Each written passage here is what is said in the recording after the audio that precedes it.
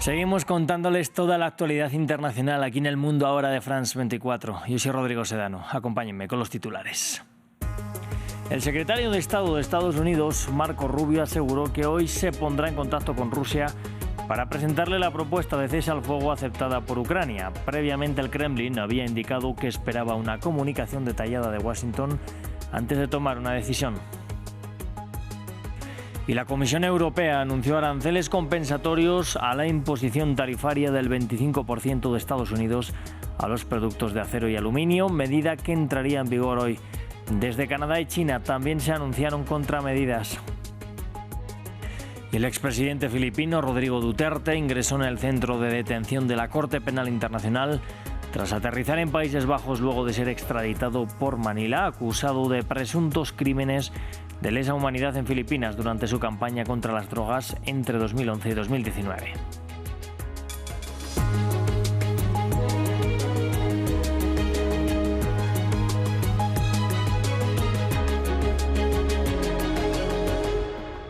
Los gobiernos de Moscú, Kiev y Washington reaccionan al posible cese al fuego en el frente de batalla. El gobierno ruso se muestra cauteloso y espera conocer los detalles del acuerdo de Jeddah. Por su parte, Estados Unidos y Ucrania anhelan que el Kremlin acepte sus términos para detener el conflicto temporalmente y posteriormente negociar el fin de la guerra. Nos lo cuenta Diego Bazzani. Estados Unidos, Ucrania y Rusia deciden sus posiciones con respecto a un posible alto al fuego. Este martes, el Kremlin ha dejado claro que no tomará ninguna decisión de fondo con respecto a la propuesta de detener los enfrentamientos armados por 30 días hasta que conozca los detalles sobre lo acordado por Kiev y Washington. A su vez, el gobierno ruso ha declarado que aún tiene dudas con respecto a lo pactado en Arabia Saudita este martes. Estamos estudiando atentamente las declaraciones resultantes y familiarizándonos con el texto de la declaración conjunta adoptada en Jeddah. Damos por hecho que, como se dijo ayer en Jeddah, el secretario de Estado Marco Rubio y el asesor de Seguridad Nacional Waltz nos informarán por diversos canales en los próximos días sobre los detalles de las negociaciones celebradas y los acuerdos alcanzados. El secretario de Estado estadounidense Marco Rubio ha afirmado que espera negociar directamente con Moscú en los próximos días y que cualquier acuerdo que se lleve a cabo a futuro debe garantizar una paz duradera. Vamos a plantearlo directamente. Vamos a decirles que Ucrania está dispuesta a detener toda la actividad en el campo de batalla y a iniciar el proceso inmediato de negociación de un final duradero de la guerra. Si su respuesta es sí, entonces habremos hecho un progreso real. Si su respuesta es negativa, sería muy desafortunado y dejaría claras sus intenciones.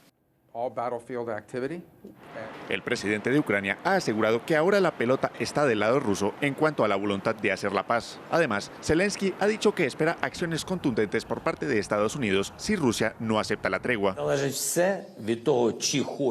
Hoy todo depende de si Rusia quiere un alto y silencio o si quiere seguir matando gente. Estados Unidos ha demostrado sus pasos y su posición. Ucrania ha demostrado y respondido sin interpretaciones su posición muy directamente. Se espera que representantes diplomáticos de Estados Unidos y Rusia conversen en el corto plazo acerca de los pormenores de un posible cese al fuego y una futura mesa de negociaciones que involucre a Kiev. Y en una nueva etapa de la guerra comercial entre Estados Unidos y sus socios comerciales, los aranceles del 25% de Donald Trump al acero y al aluminio entraron en vigor este miércoles. La presidenta de México, Claudia Sheinbaum, dijo que esperará el 2 de abril para responder reacción diferente del gobierno canadiense. A partir de este jueves, Ottawa impondrá aranceles de un 25% a productos procedentes de Estados Unidos, que representan 20.700 millones de dólares estadounidenses. Trump ha dicho que va a responder también a esta contramedida canadiense. Hoy anuncio que el gobierno de Canadá, siguiendo un enfoque dólar por dólar, impondrá a partir de las 001 horas de mañana, 13 de marzo de 2025, aranceles recíprocos del 25% sobre 20.700 millones de dólares adicionales en importaciones procedentes de Estados Unidos. $0.8 billion of imports from the United States.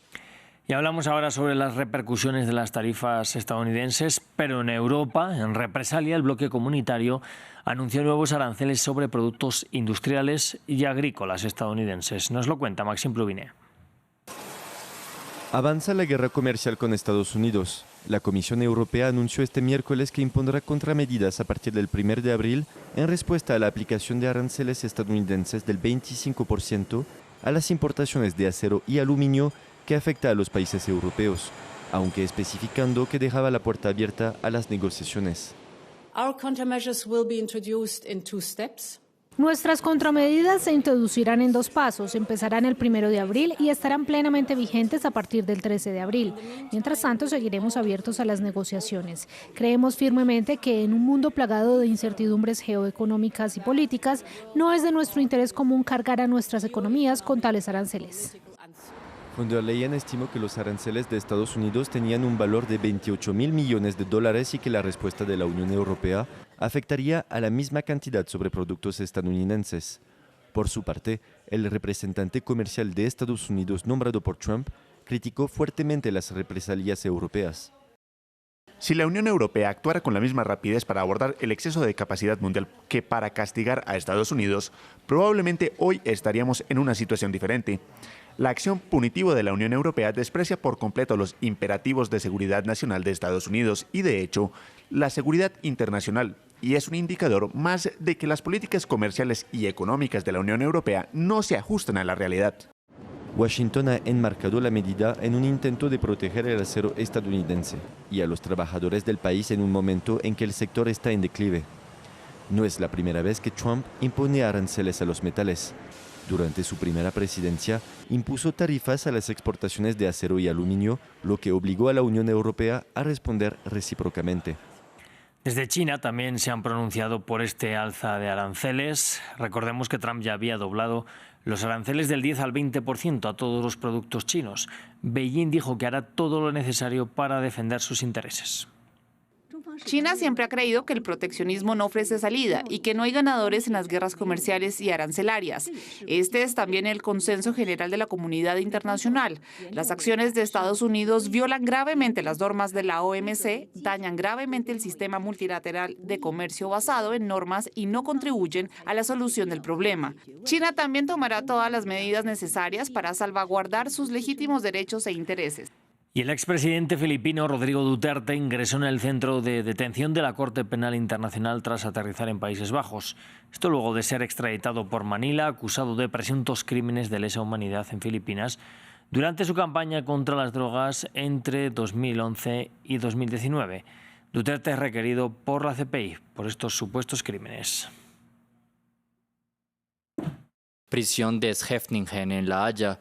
Esta celda de la unidad de detención de los tribunales de las Naciones Unidas será la última parada del expresidente de Filipinas, Rodrigo Duterte, desde su arresto el martes en Manila. Ahí esperará su comparecencia ante la Corte Penal Internacional, que lo acusa de crimen contra la humanidad. Un juicio que sería el primero contra un dirigente asiático en la historia de la CPI. Se trata básicamente de un presidente que ordenó a sus Fuerzas Armadas limpiar las calles de presuntos narcotraficantes, lo que provocó miles y miles de muertes de civiles. Por eso creo que también es especial en ese sentido. Y por supuesto, es el primer caso relacionado con Asia que da lugar a un juicio. En muchos sentidos, es una auténtica primicia. Manifestantes anti-Duterte se congregaron el miércoles frente a la CPI, entre ellos uno de los abogados de las familias de las víctimas en la guerra contra las drogas de Duterte. Bueno, significa que la justicia internacional no es solo una construcción occidental, no es solo una idea occidental, es universal. Por eso los pueblos del mundo acordaron en 1998 el Estatuto de Roma para establecer un tribunal penal permanente como la CPI. Pero también manifestantes pro-Duterte se congregaron frente al tribunal en La Haya, una prueba de la polarización que genera la figura de Rodrigo Duterte, quien gobernó Filipinas entre 2016 y 2022. La guerra contra las drogas fue la plataforma de campaña distintiva que llevó al voluble Duterte al poder. Durante sus 6 años en el cargo, 6.200 sospechosos fueron asesinados durante operaciones contra el narcotráfico, según el recuento de la policía filipina. Pero grupos de derechos humanos reportan hasta 30.000 asesinatos, que habrían comenzado a ocurrir desde antes de ser presidente, cuando era alcalde de la pequeña ciudad de Davao. La CPI lo acusa de tener responsabilidad penal en la muerte de al menos 43 personas. Nos vamos hasta la región de Baluchistán, en la parte pakistaní. Allí militantes del Ejército de Liberación de Baluchistán atacaron un tren de pasajeros. El grupo militante separatista voló la vía férrea y lanzó cohetes contra el tren en el que viajaban más de 400 personas. Los militantes baluches afirmaron en un primer momento haber capturado a 214 de ellas. Según agencias de prensa, el gobierno ha recuperado a todos los rehenes y 28 soldados han muerto en las operaciones. Y Mahmoud Jalil permanecerá detenido en Luisiana hasta al menos la próxima semana, luego de una audiencia judicial inicial que se desarrolló en Nueva York este miércoles. El activista fue detenido en el marco de la decisión del gobierno de Donald Trump de deportar al estudiante de posgrado de la Universidad de Columbia por participar en las protestas del campus contra la política de Israel en Gaza. Recordemos que un juez ordenó que Jalil no sea deportado mientras el tribunal considera una impugnación legal presentada por sus abogados que quieren que el activista pro-palestino regrese a Nueva York y sea liberado bajo supervisión. Esto decía su defensa. Como intentamos aclarar hoy en el tribunal, lo que le sucedió a Mahmoud Jalil es absolutamente extraordinario, impactante e indignante. Debería indignar a cualquiera que crea que la libertad de expresión debe ser libre en los Estados Unidos. El señor Jalil es residente permanente legal. Regresaba a casa con su esposa, ciudadana estadounidense, embarazada de 8 meses, y fue detenido por agentes del gobierno estadounidense en represalia, esencialmente por ejercer su derecho amparado por la primera enmienda, por defender a los palestinos en Gaza y otros lugares, por criticar al gobierno estadounidense y al gobierno israelí. Esas son las razones por las que fue perseguido. Esas son las razones por las que fue detenido. Y entre tanto avanzan las conversaciones sobre el alto el fuego en Gaza, aunque el paso de la primera a la segunda fase continúa en duda. Según medios israelíes, el enviado de Trump para estas negociaciones, Steve Witkoff, está en Qatar para avanzar en las discusiones. Y preliminarmente se conoce que tanto Israel como Estados Unidos estarían presionando para extender la primera fase por 2 meses, algo que hasta ahora es rechazado por Hamás, que intenta pasar directamente a la segunda etapa pautada ya anteriormente. Nos amplía nuestro corresponsal en Jerusalén, Federico Cuevas Verena. Las negociaciones indirectas entre Israel y Hamás en Qatar están en un proceso de deshielo, pero el futuro del cese al fuego en Gaza sigue siendo una incógnita. Los diálogos se retomaron a inicios de esta semana y hay expectativa en que puedan avanzar con la llegada a Doha del enviado especial de Estados Unidos para Medio Oriente, Steven Witkoff, quien según medios israelíes ya se encuentra en suelo qatarí. Siguiendo estos reportes, las conversaciones estarían centradas en una propuesta israelí-estadounidense de extender la tregua por alrededor de 2 meses con una liberación de al menos una decena de rehenes vivos al inicio del proceso. Aunque Hamás ya ha rechazado este esquema y reclama continuar con la segunda fase del acuerdo original ya pactado, los mediadores Egipto, Qatar y Estados Unidos estarían presionando al grupo para que acepte, argumentando que hace falta tiempo para acordar esa fase 2 que debería llevar a la retirada de las tropas israelíes de Gaza y un cese al fuego permanente. En su más reciente declaración, Hamás ha señalado que abordan las negociaciones de manera responsable y positiva y que esperan que éstas produzcan avances hacia la segunda fase del pacto.